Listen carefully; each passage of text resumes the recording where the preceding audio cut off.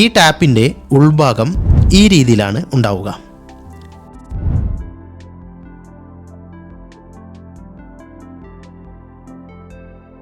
ഈ ഭാഗമാണ് pipe ലൈനുമായി connect ചെയ്യുന്നത്.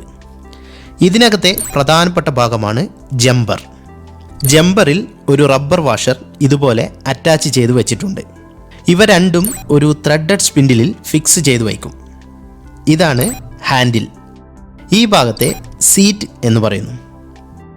ടാപ്പ് അടഞ്ഞിരിക്കുന്ന സമയത്ത് ഈ രീതിയിലായിരിക്കും ഉണ്ടാവുക.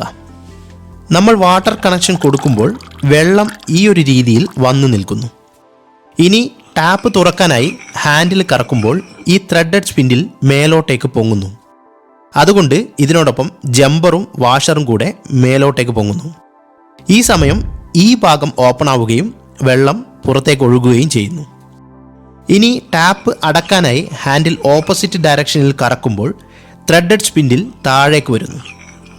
ജമ്പറിനടിയിലെ വാഷർ ഇവിടെ ടൈറ്റായി സീറ്റിൽ വന്ന് നിൽക്കുന്നതിനാൽ ഈ ഭാഗം ക്ലോസ് ആകുന്നു.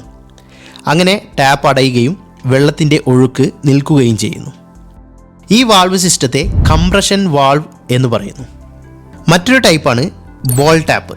ഇത് നമ്മുടെ ഗാർഡനിലൊക്കെ നനയ്ക്കാൻ വേണ്ടി ഉപയോഗിക്കുന്ന ടാപ്പിലൊക്കെ നമുക്ക് കൂടുതലായും കാണാൻ കഴിയും. ഇതിൻ്റെ ഉൾഭാഗം ഇങ്ങനെയാണ് ഉണ്ടാവുക. ഇതിൻ്റെ പ്രധാനപ്പെട്ട ഭാഗമാണ് ബോൾ അസംബ്ലി.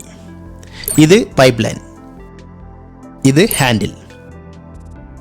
ഈ ബോളിൻ്റെ ഒരു ഭാഗത്ത് ഹോളായിരിക്കും. ഈ ഭാഗം പൈപ്പ് ലൈനിന് പാരലായി നിൽക്കുമ്പോൾ വെള്ളം ഒഴുകാൻ തുടങ്ങുന്നു. നമ്മൾ ഹാൻഡിൽ കറക്കുമ്പോൾ ബോൾ അസംബ്ലി കറങ്ങുകയും ഈ ഒരു പൊസിഷനിൽ വന്നു നിൽക്കുകയും ചെയ്യുന്നു. അതുകൊണ്ട് ഈ ഭാഗത്ത് ക്ലോസ് ആവുകയും വെള്ളത്തിൻ്റെ ഒഴുക്കിനെ തടയുകയും ചെയ്യുന്നു.